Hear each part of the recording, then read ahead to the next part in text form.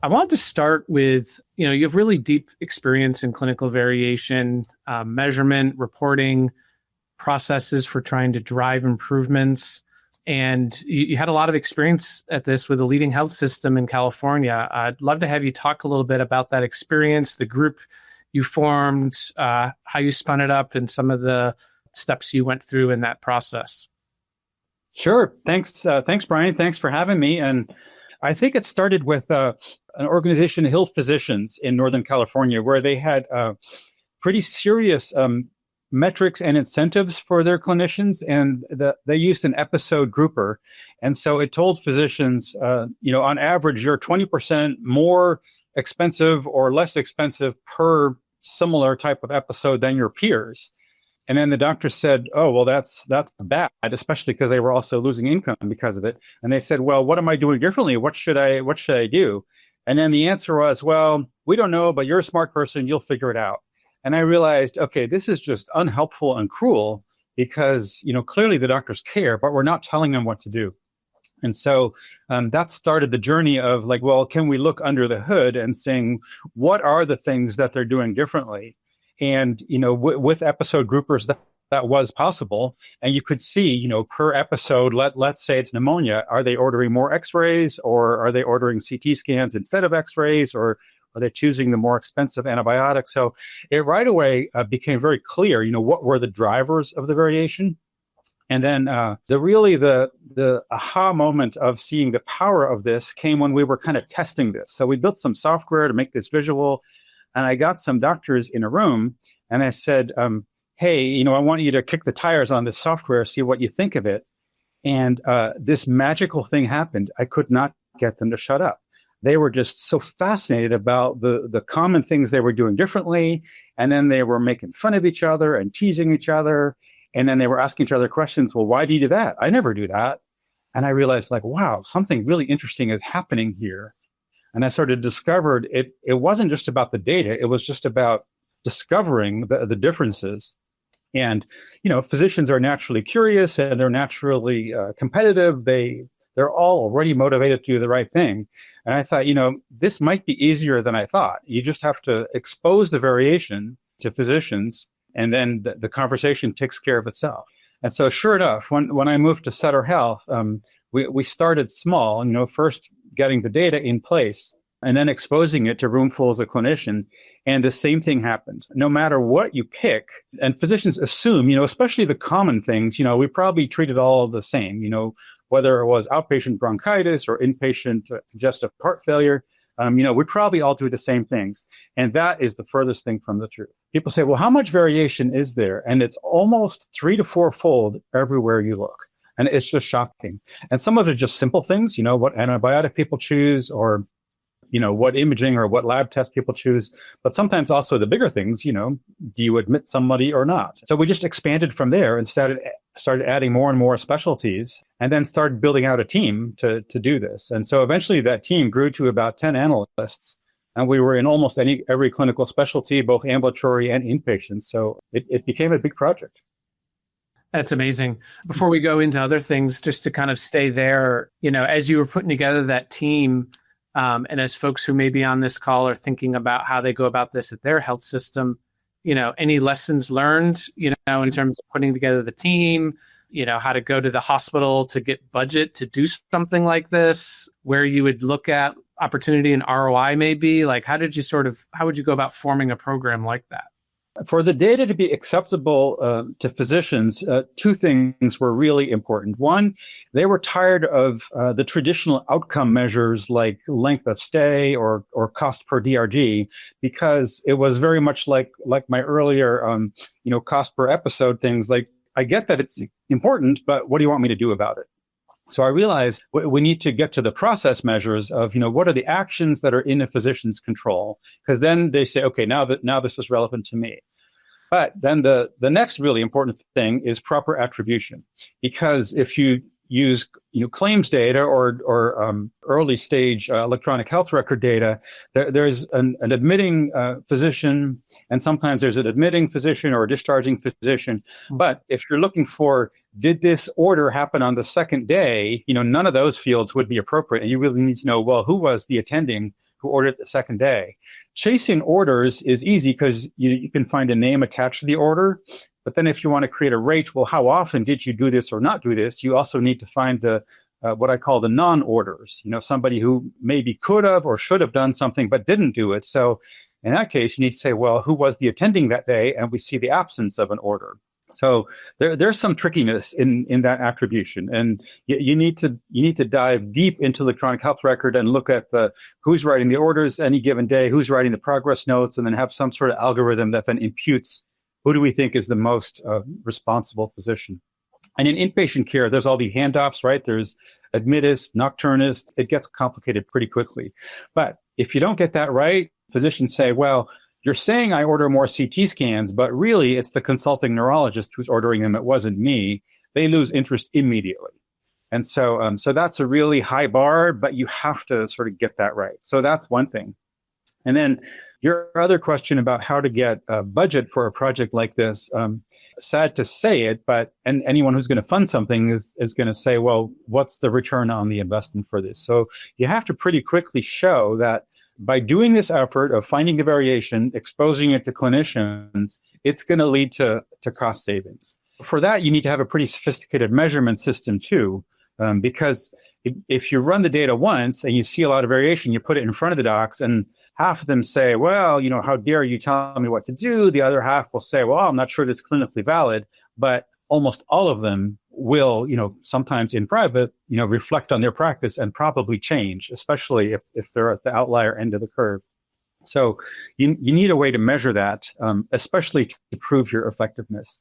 And the sophistication of setting that up, measuring behavior change at the individual level over time, adjusting it for secular trends and seasonality is fairly complicated. And pretty quickly you start needing data scientists and folks like that who can do sophisticated modeling. But as soon as you show change, now you have a story to go to the CFO and say, usually when people do quality improvement projects or resource reduction projects, they say, well, the real issue here is we need to change the doctor's behavior. And then people start laughing because, yeah, well, good luck with that. Who wants to go tell the doctors they need to practice differently? And that is the beauty of this work, that nobody has to be the bad guy telling the doctors to practice differently. All you have to do is put up a graph with unblinded names in a room full of them, and noise will ensue. They'll start talking to each other, and practice change will happen. So, so it wasn't that hard to sort of make the ROI case. Well, you already mentioned a few things in passing, but I want to dive deeper on a few topics, and I want to start with talk to us about the difference again in terms of outcome metrics and process metrics, and the pros and cons of looking at both. An outcome metric that the finance people care about is what's the cost per DRG, right? Because they get a fixed revenue coming in, and the more things that we do, all that goes against the profit and loss of that particular DRG. So the big things count, like how many days are they in the hospital, how many days are they in ICU, are they on telemetry, but also the tiny things count, like how many CBCs and metabolic panels are we ordering. So if you'd start talking to a CFO about, well, I reduced a few metabolic panels, and they're going to say, well, those cost, $1 a piece. Why do I care about this? So that's not going to get their attention. On the other hand, if you talk to a frontline clinician and you say, well, your cost per DRG is, 5% above the average, that's not an actionable thing. So you have to be able to speak both languages. To the physicians, it needs to be something that they can themselves control the next day. Like, here's something that you're doing that drives up the total cost, and tomorrow you could start doing it differently. So a very discrete action. And whenever somebody would have an idea, well, here's something you need to look at, we say, is that something I could point to someone and they could start doing differently tomorrow? So typically those are what people call process metrics. But all the CFO cares about is, well, how does that roll up into the metric that I care about, which is the outcome metric? So the trick is finding the connection between the two, and remembering which audience you're talking to. Yeah. And the benefit of the process metrics is that they can be properly attributed to the responsible party. Length of stay, let's say every health system wants to reduce length of stay, But if you say you want to reduce length of stay, that's really hard for somebody to conceptualize. Well, how do I actually do that? Or they can always pass blame on somebody else. Oh, it's because case management isn't getting the patient SNF placement, or it's because they don't have transportation. But at least on length of stay, and what I've learned from you is we can break length of stay down into a dozen different process metrics: discharge before 10 a.m., discharge on weekend, PTOT orders, et cetera, et cetera. And then we can measure and attribute each of those things to individual providers and their responsibility for them, and then show them across the group how they're performing. And when we improve those process metrics, then we see a reduction in length of stay. Yeah. And then there's kind of hybrid measures, like what's your average count of discharges per day that you're on? This is for a hospitalist. And that actually sounds like an outcome measure. It doesn't sound that actionable. But when you start breaking it down, like, well, let's look at only your first day on service. And then all of a sudden we see variation that becomes more actionable because, and I've been in the room with the docs, and some of them say, well, I never discharge anybody the first day I'm on because I don't really know the patient. I don't know the family. I'm not sure that's a clinically, responsible thing to do. And I think to myself, like, ooh, that's a lot of extra days, we're looking at for length of stay here. And then somebody else in the room will say, well, no, I always, first ask my colleague who went off service and saying, well, who do you think is ready to go? And I see those people first just to clean out house. And so, then there's a dialogue between those two positions, the one who says I never do it and the one who says I do it first. And so it's that dialogue that helps. And so that particular one, some people who are really good at discharges on the first day, they say, well, it's not really me. It's the beautiful handoff notes I get from my colleague. And this would be in a system where they do 1 week on, 1 week off, and they typically follow the same person. And some people are really good at creating nicely packaged notes that says, here's exactly what you need to look for. And if all this is in place, you can send them home and the family's ready. Well, if I get a note like that, I can follow through. Other people don't deliver notes like that. So in that particular one, we were not able to really measure the quality of the notes, but it was kind of implied by looking at the receiver. So again, it's that productive conversation that followed after exposing the variation that really led to the conversation, like, maybe we should all agree on having a structured type of handoff note. And how do we make that a new practice among our group? Yeah. Another point that I want to go back to that you mentioned, but I think is very important in all this, let's talk about the way we share data with doctors and the pros and cons of unblinded data versus, blinded data where they can't see themselves and the names of each of their peers. What are the pros and cons there? Yeah, so that's a super important question, and it's one of the biggest barriers for people to get started. When we're talking to a new health system and the chief medical officer of the system is completely bought in, and then let's say the physician leader over the hospitals is completely bought in, but now it comes to the local units where a local physician leader needs to start taking this data to their group. And their reaction is, it's taken me a couple of years to improve the culture of this group. We're finally getting along and trusting each other. This sounds like a horrible idea because we're going to do this thing that's going to introduce, stress and tension and envy and, blaming and shaming. This is the last thing in the world I want to do. And you know what? That's actually a pretty normal reaction. It just shows they're caring for the group, and they're not wrong in being worried about that. And then so a common response is, well, I hear you saying we should do the unblinded names, but why can't we just assign a letter to everybody and tell people, your letter D and your letter H, and then you can still see yourself, but it avoids the awkwardness of seeing everyone's name exposed to the whole group. And it's possible to do it that way. We strongly recommend against it. And one of the reasons is because doctors are super curious. They want to know. 90% of the power of this comes from, I think I'm a better doctor than Joe, and what's he doing at a better end of the curve than I am? I don't want this. And so it's a little bit of that competitive juice that really gets it going. But most importantly, by introducing that public comparison, we're introducing a little bit of pain. Right? Because everyone sees that I'm at the not so good end of this curve, and that hurts. And the only justification for causing a little bit of that pain is that there's an incredible benefit. And the benefit comes from the conversation that follows immediately afterwards is like, well, what are the people doing who are doing better than I am? And what can I learn from that? And so, yes, we introduce a little bit of the pain, but immediately it's paired with the solution.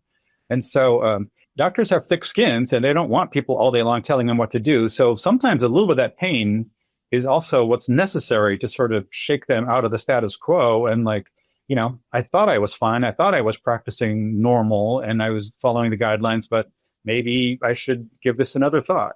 And so then listening to their peers is the solution for it. And if it were blinded, you wouldn't know who the people are who are doing better. And the facilitator wouldn't have the chance to say, hey, Susan, you're doing much better than the rest of us. Tell us what's your workflow. We want to copy what you're doing. So that's one of the real powers of doing it unblinded. So the other thing is there's still going to be a hesitance, from someone who says, okay, I hear you saying that doing it unblinded is more powerful, but this sounds really scary. And I'm worried about what's going to happen. So I had the benefit of being able to sort of pilot test this in a low stress environment. And I knew that what's going to happen is laughter and fun and learning, and it's going to go better than you think. What we've learned is to sort of bring an external facilitator in, and it doesn't need to be a doctor. It just needs to be anybody who's not afraid of doctors. So it could be a nurse, could be a pharmacist, could be a data analyst. And I try to be respectful here. And anyone who doesn't call the doctors doctor, it's somebody who's comfortable and just saying like, hey, let's talk about why we're different here. And so someone just needs to sort of have the courage to let's try this. Let's pick one or two low stress measures, and we should come back to that. What are some good measures to start with versus ones to not start with? And let's pick some measures and just see how it goes. And I guarantee it will go well. Because everybody wants to become a better doctor. And if you get some feedback that you're not doing what you should be doing, that matters and people immediately want to do better. So it will go better. But sometimes you need to see somebody else do this a few times before physicians say, okay, I get it. I can do this too. And there are some tricks. Like if someone starts fighting you on the data, don't engage. Be a pacifist. Do not fight back on the data because doctors are smart and they're going to win these data conversations every time. So there's some key phrases to say, you know what, you're probably right. The data is imperfect, but the imperfect measure got used on all of us. Maybe we'll set the imperfect measure aside. Let's just instead talk about when is it the right time to order a CT for a headache. And let's just talk about that and forget the data. I mean, so it's a way of pivoting away from the perfection or the purity of the data. So, those phrases you don't come up with the first time you do it. The most powerful phrase I learned is to shut my big mouth, because somebody will have a concern and like the eager nerd that I am, like, oh, I have an answer to that. I know the rebuttal to the concern you're raising. And instead I shut my mouth and I say, well, what do other people in the room think? And then they just start debating among themselves the pros and cons and like, well, let's talk about how we should be practicing medicine. So the art of not responding to every objection is something, again, that doesn't come natural the first few times you do this. So anyone who's hesitant, I'd say, get a more experienced colleague and saying, hey, I want to watch you facilitate this conversation. And after watching it a few times, you're saying, okay, now I see how it's done. I can copy that. So, yeah. And I think the only few things I'll add on the unblinded piece is, ultimately the reason you're doing this program or an initiative like this is to see improvement. You're not just doing it to do it. You're not just doing it to measure things and say, oh, this was interesting. At the end of the day, you want to drive behavior change with your doctors to reduce variation, reduce unnecessary utilization, reduce costs of care so that you can be a more efficient health system. And I think of the University of Utah study, Michael, that showed, clearly, they looked at antibiotic stewardship. And at first they gave all the data to the doctors blinded, and they didn't really see much improvement. Then they gave all the data to the docs unblinded, and they saw improvement. And then they published the data online so that the public could see that data, and they saw the most improvement. So if you want to lean in and you want to see improvement in quality and care variation reduction and utilization cost of care reduction, you got to decide how much all in you want to be. I was talking with another health system about this. They almost need to go through, and I'll call it the 7 stages of unblinded data, but it's the same as the 7 stages of grief. They almost need to go through shock, denial, anger, bargaining, depression, testing, and acceptance so they can come out on the other side and have that change in care behavior. And also have that accountability to the group, because we've all been there. We're physicians. We know at 3:00 in the morning, I shouldn't really do this, but it's just easy. I'm going to click this button. But when you have that accountability of the group and you know that data is going to be reported in an unblinded fashion, it changes the behavior really quickly. I have some concerns about the third phase of that Utah study of publishing it publicly. And the reason is this, because it's powerful when doctors see each other's data, because they care very much about, my impression among my peers. And so that's public in a way and very powerful. But then somebody will say, well, we should just put this on the wall in the break room. Well, now it's a little bit more public than just the doctors seeing it, because, now all the support staff and nurses and, other people are seeing it and publishing it online, the public seeing it. Like, I worry that, now we're getting a little bit into the shaming part of it. And that's changing behavior, a little bit with a baseball bat. Yeah.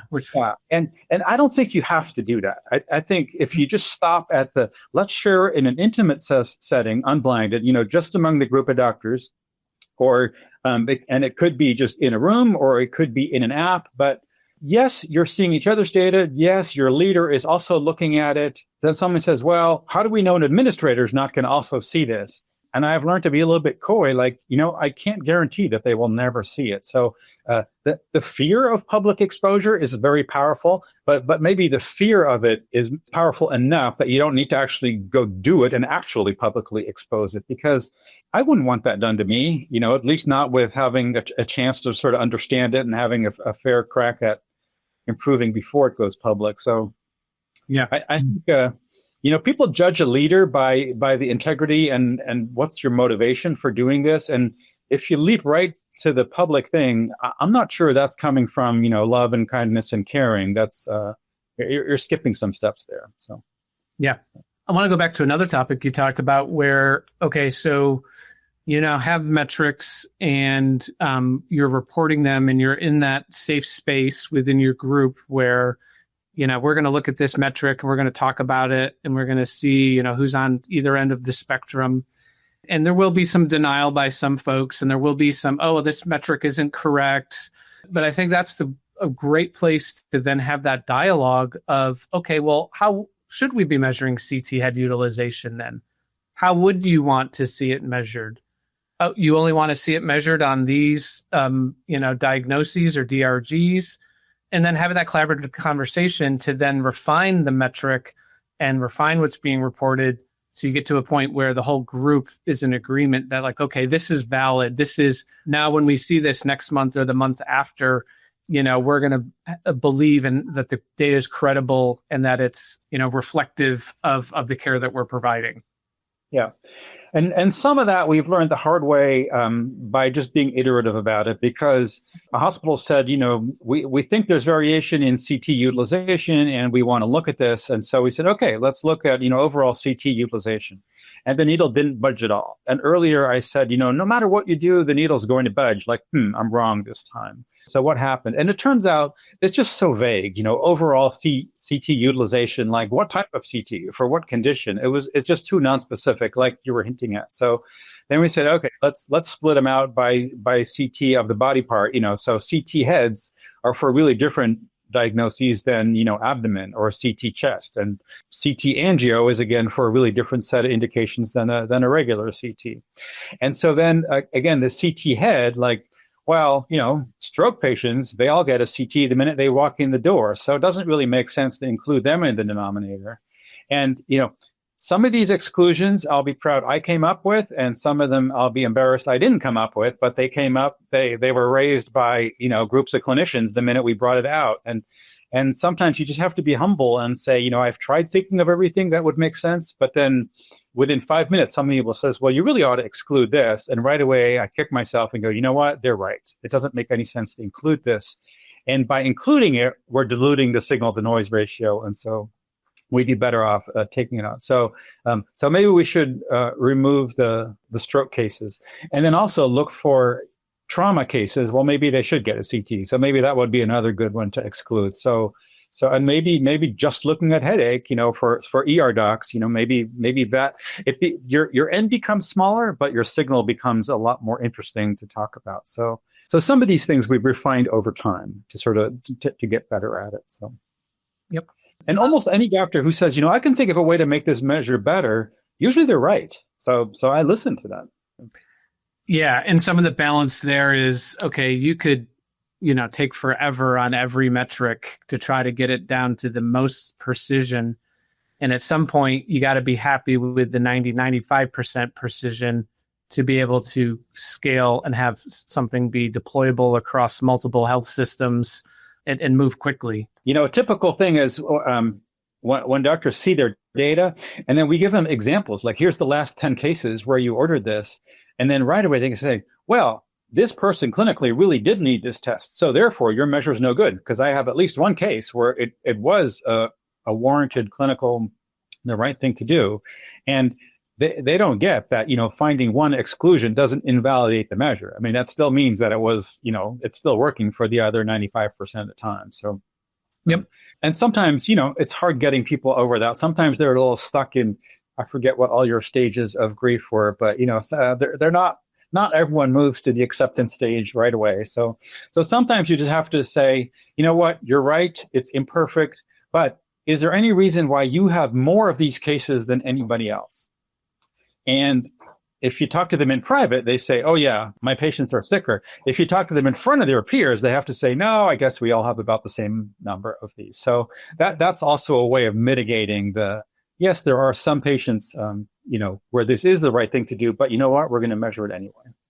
Yeah. And it brings up a good topic, Michael, around with a lot of metrics, that you've tracked and that, we track at EvidenceCare, there's not an absolute right or wrong.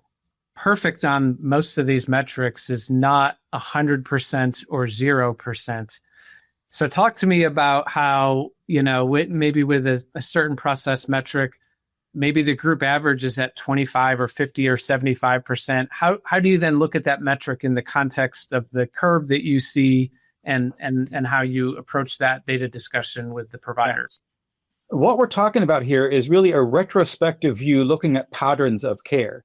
And people say, well, isn't it better to sort of prompt people right in the moment? And, yes, there's advantages to that because you're getting the information right when it can be actionable. But the danger is that it's not always the right thing for that particular patient. And if there is something that you should never do, prescribe something that someone's allergic to, or it's something that you should always do because it's an important safety measure, then, reflecting retrospectively on a pattern of care isn't the right thing. There should be a hard stop or a forced stop in your electronic health record to sort of force that either always or never behavior. But it's the do it usually, but not always. And here's a silly example. And we talked about, which measures to start with. And I'd say start with the not so emotional ones. So something about ordering a comprehensive metabolic panel versus a basic metabolic panel. And really, is that what we're talking about? Isn't that just pennies difference? Okay, yeah, maybe it is pennies, but everyone gets several of these during a hospital stay, so the pennies start adding up. And so why does this even matter? But there's going to be big variation in the percentage of time that people order a comprehensive versus a basic metabolic panel.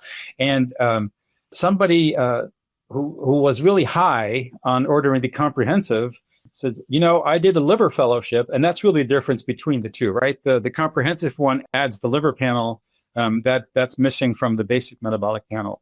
And they said, I did a liver fellowship, and liver disease could be undetected, and I think it's important to sort of screen everybody for that. So you're not going to get me to stop ordering these comprehensive panels. And I go, okay, that's interesting. And by the way, this was the leader of the group and a really well-respected clinician. But then somebody else said, yeah, but if your liver panel came back fine the first day, there's really no reason to order it again, the second or third time during that hospital that you're repeating the comprehensive metabolic panel. And he said, that makes a lot of sense. If it came back fine the first time, I can switch to basic metabolic panels after that. And this person's, rate went from, 95 comprehensive to, somewhere around 20%. So something simple like that, just, ideas from peers. Your question was, where is the desirable pattern? It's not always in the middle, right? Sometimes, the desirable thing is more to one end or the other. The people way at the end, often it's because of small denominators. If someone is 100% of things, you got to double check, like, well, how many cases was this? And we try to set a minimum of cases. Statisticians want a minimum of 30.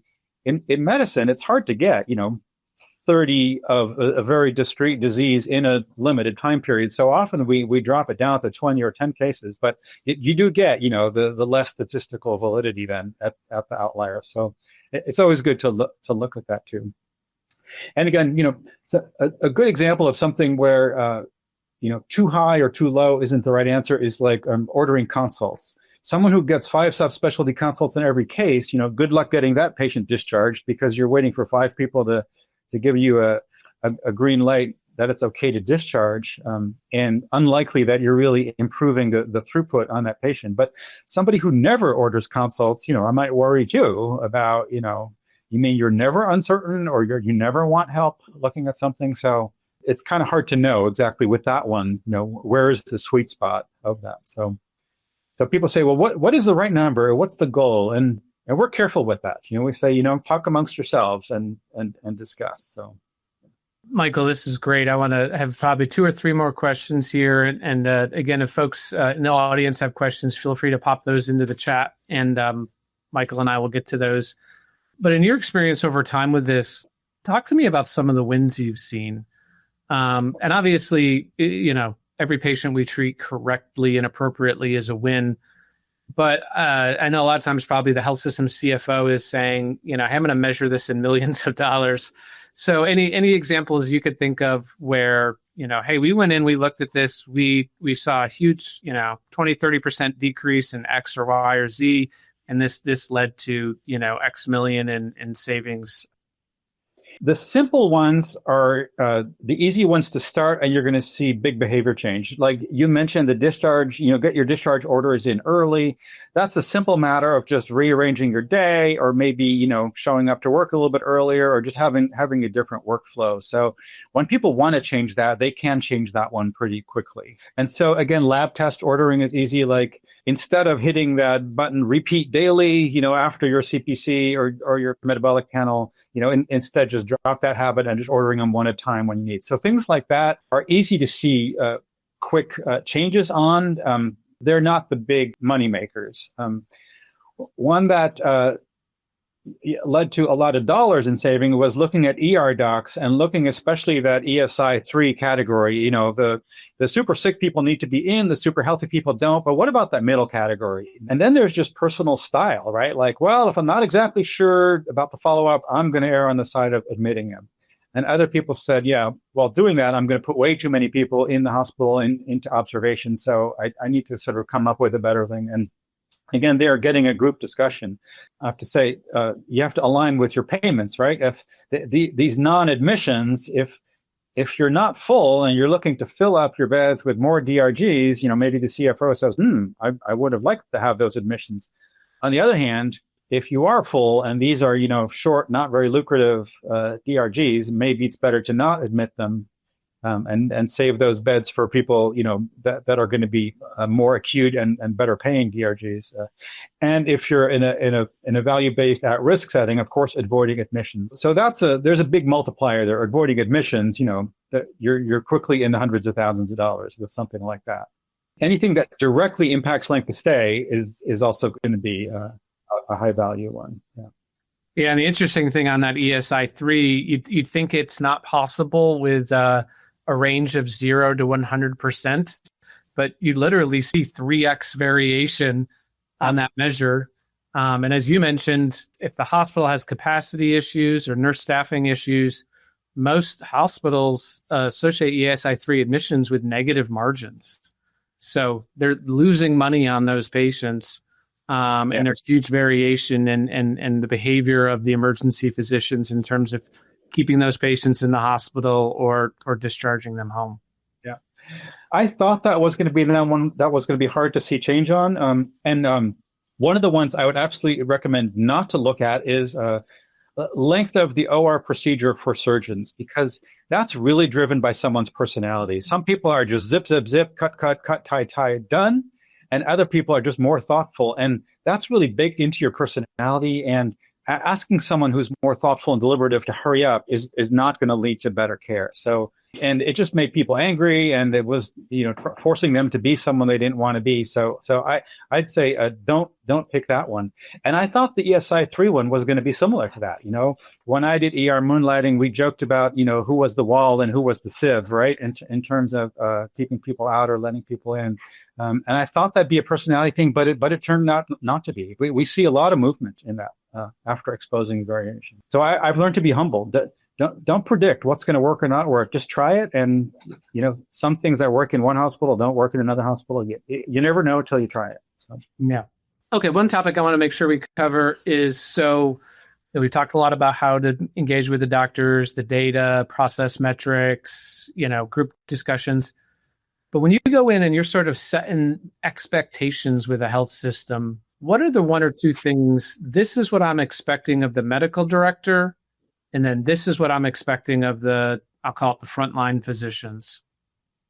So that's tricky because, typically when we start with a new health system, you'll have one or two champions, but you also have a lot of people who are a little bit reluctant, like, what is this newfangled thing and why do I have to do it? And so if a local leader says, well, there's this new thing, it's kind of stupid, but we have to do it, just ignore it, that's not helpful. So I think there needs to be a serious conversation. And so that needs to come from the top. And so the top clinical leaders need to say, I believe in this and I want us to really all give it a fair shake. And so if they're not bought in, along the hierarchy, you're going to have a disconnect at some point.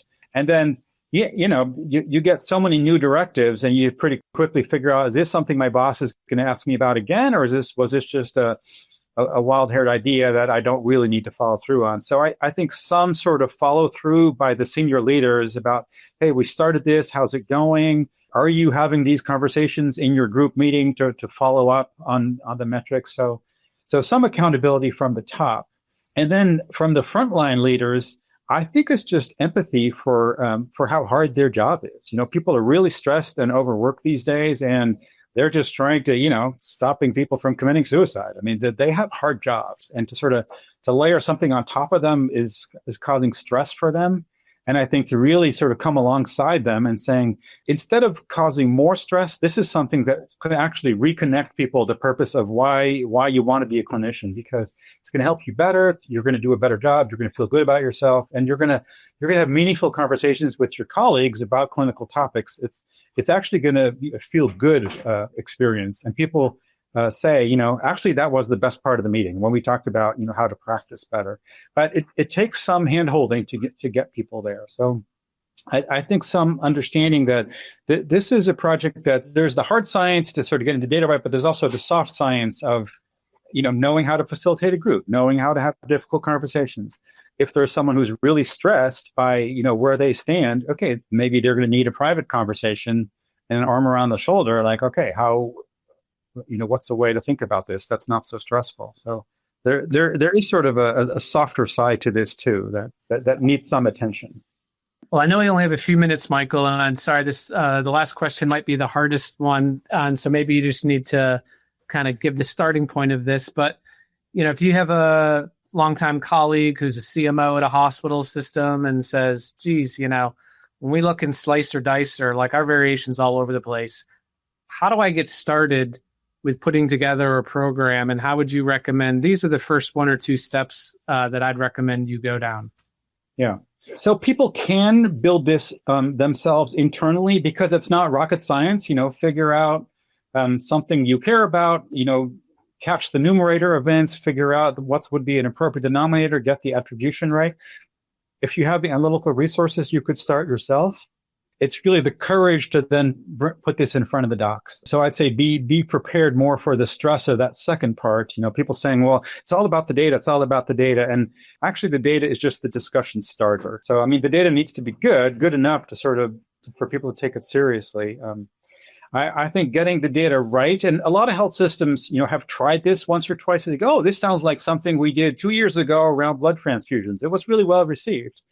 And then I say, well, so what happened since then? Like, well, it was a pretty high, data lift for the IT resources. And so, yeah, we never followed through on that. We haven't started any other projects. And that's pretty typical because, when I was at Sutter, it took 10 people full time to really stand this up and keep it going full time. So if you're thinking about the build versus buy, to get started, it's easier to sort of maybe sort of have somebody else do the data for you.